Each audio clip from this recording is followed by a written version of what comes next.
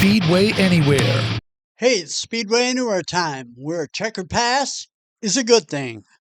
Got a big announcement and then a maybe announcement to talk about. Kyle Busch teased with a big announcement for Monday at 6:51 p.m. Eastern Time. 6:51, otherwise 1851 military time. The 18, obviously, his old Joe Gibbs number that he accomplished his most at, and number 51 that he drove in the truck series for Kyle Busch Motorsports, and then of course now has been sold to Spire. The announcement is that him and his son Brexton will go head to head at Millbridge Speedway in North Carolina this Wednesday the 26th. According to Dirt Vision, the programming is supposed to start streaming at 6:15 Eastern Time. There's going to be other co-events along with that. So that's something to look forward to, because him and Brexton have never squared off on the track before. They'll be driving sprint cars, not sure which series, division, whatnot, but it does say sprint cars. That announcement was made at Homestead Speedway. And that takes me to, what are your thoughts on Homestead? I thought it was a pretty good weekend. The fires were the big news going into it. Obviously, they never threatened the speedway, and it seemed like by Sunday they had gotten things under control. They even had a big parade and whatnot on the track for the firefighters and first responders and whatnot. So that was pretty cool.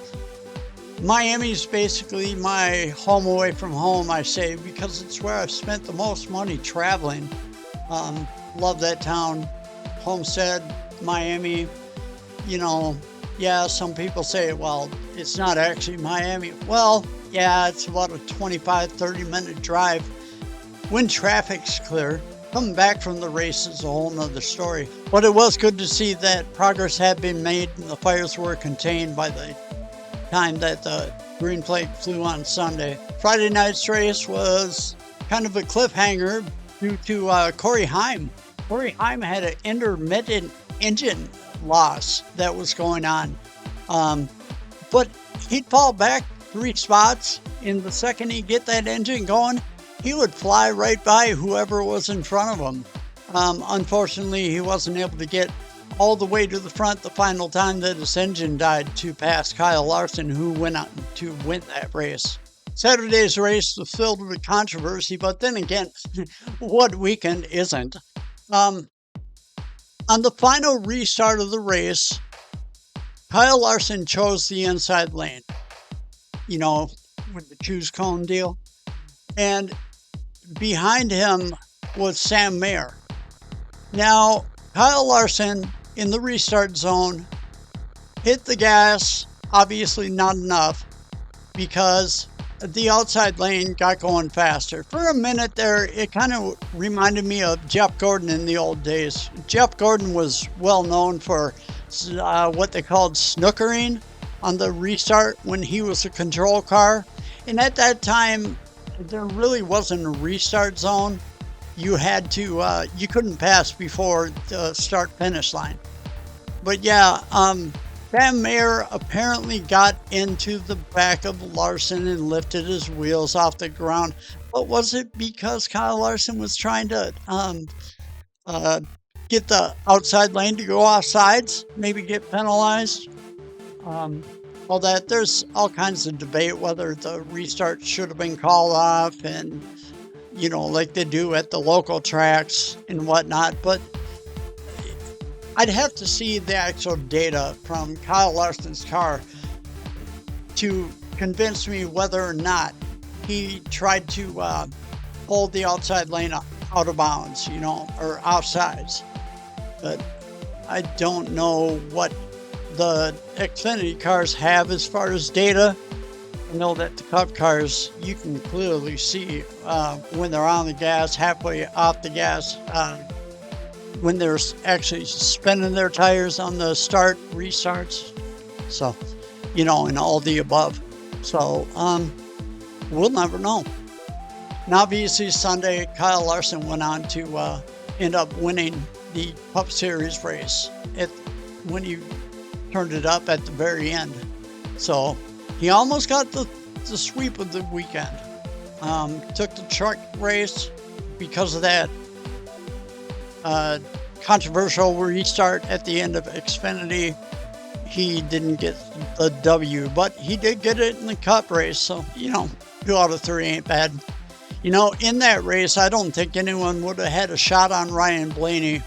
Ryan Blaney ended up blowing his motor, and maybe it was just he was running that engine too far on the edge. Maybe Corey Haim on Friday too was running his engine too far on the edge, and that's why he was so dominant. But the engine wasn't good enough to get him to the end. Just like Ryan Blaney, he was so hot in the beginning of the race, but all of a sudden, pop goes the weasel. That engine, that was quite a smoke show, I should say. I didn't want to make the hot female reference on that one, but yeah, that was one for the highlight reels. Now, more thoughts on Homestead.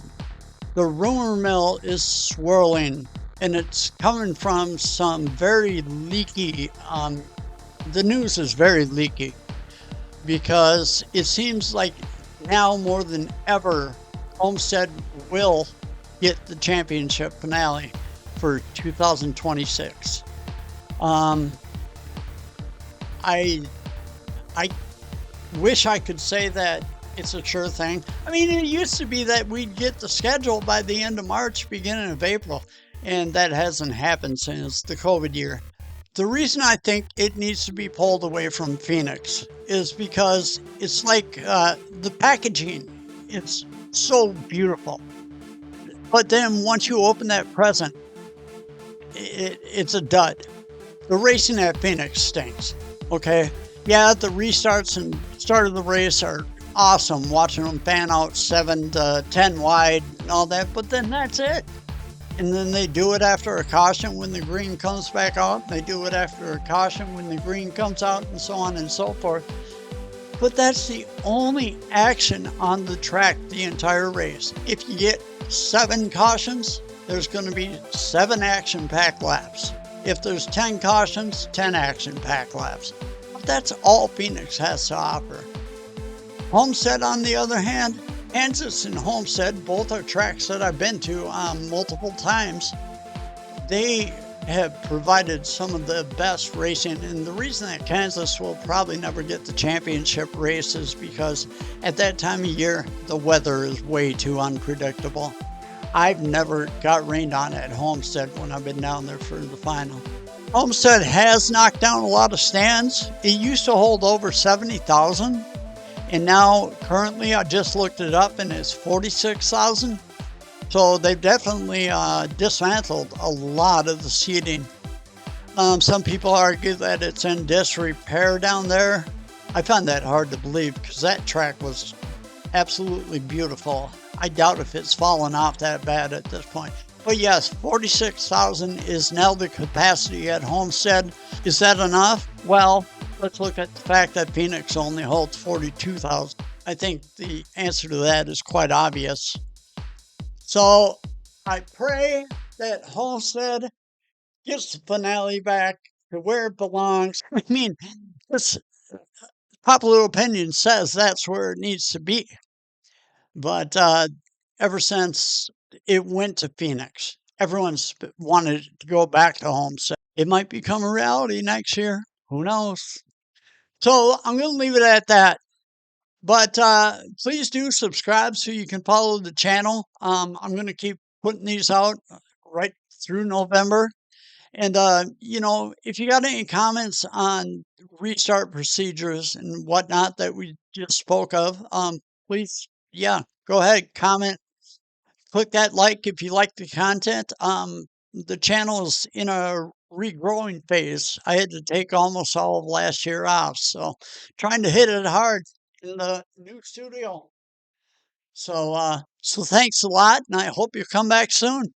Speedway Anywhere.